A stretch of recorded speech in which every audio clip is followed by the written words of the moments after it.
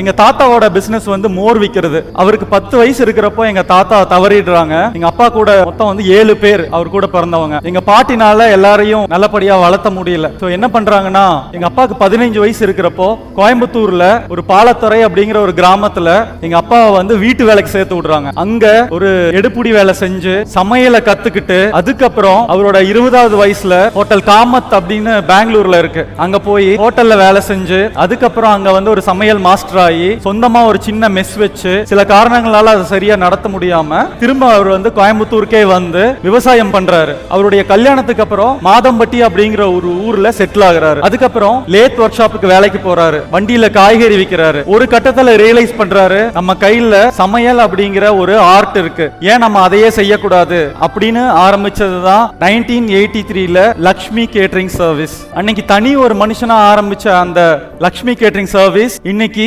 Madhampatti group of கம்பெனிஸா ஒரு கிட்டத்தட்ட 3000 குடும்பங்களுக்கு வாழ்வாதாரமா இருக்கு. அது வந்து அவர் கத்துக்கிட்ட சமையல் அப்படிங்கிற ஒரு விஷயத்தினால.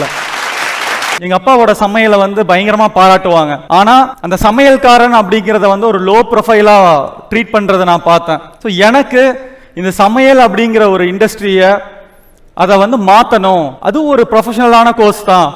ஒரு டாக்டர் இன்ஜினியருக்கு இருக்கிற ஒரு மரியாதையும் ஏன் ஒரு சமையல்காரன் சமையலுக்கு இல்லை அப்படிங்கிற அந்த கேள்விதான் என்னை வந்து இன்னைக்கு இவ்வளோ தூரம் ஓட வச்சிருக்கு, இவ்வளவு விஷயம் திங்க் பண்ண வச்சிருக்கு. நான் படித்தது வந்து ஒரு கவர்மெண்ட் ஸ்கூல், மாதம்பட்டியில் ஒரு கவர்மெண்ட் ஸ்கூலில் நான் படித்தேன். ஃபர்ஸ்ட் டே நான் காலேஜுக்கு போகிறப்போ நான் ஒவ்வொரு ஸ்டாஃப் கிட்டையும் போய் சொல்லுவேன், நான் வந்து தமிழ் மீடியம் ஸ்டூடெண்ட், எனக்கு வந்து கொஞ்சம் புரிகிற மாதிரி தமிழில் சொல்லித்தாங்க அப்படின்னு சொல்லி.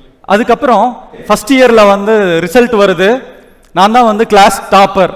அது வரைக்கும் நான் கம்ப்யூட்டர் என்னன்னே தெரியாது, நான் கம்ப்யூட்டர் பார்த்ததே இல்லை. ஆனால் நான் எடுத்தது வந்து கம்ப்யூட்டர் டெக்னாலஜி. ஸோ எப்போ வந்து நம்மளுக்கு ஒரு விஷயம் வரல தெரியலன்னு சொல்லிட்டே இருக்கமோ நம்மளுக்கு அது வரவே வராது. அதை எல்லாத்தையும் தாண்டி நம்ம வந்து அதை கற்றுக்கிட்டு அதில் வந்து நம்மளோட ஒரு எஃபர்ட் போடுறப்போ நிச்சயமாக அதுக்குண்டான ரிசல்ட் வந்து இருக்கும். என் அப்பா பிஸ்னஸ்க்கு வரணும்னு ரொம்ப ஆசை. ஆனால் என் அப்பாவுக்கு வந்து நீ வந்து சமையலுக்கு வேண்டாம், அது ரொம்ப கஷ்டமான ஒரு தொழில், நீ வந்து ஒரு என்ஜினியர் இல்லை டாக்டர் ஆகணும்னு தான் அவரோட ஆசை.